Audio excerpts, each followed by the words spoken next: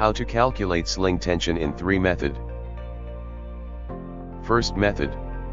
I call it sine method calculation. Due to 1 minute's short duration, I make this video speed faster. You can pause the video and follow the calculation shown. Method number 2. I call it cosine method calculation.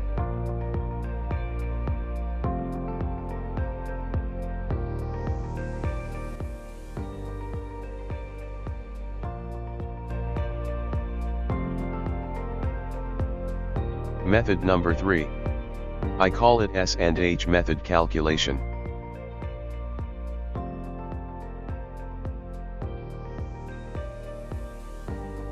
Any method you use, all tension result will be the same.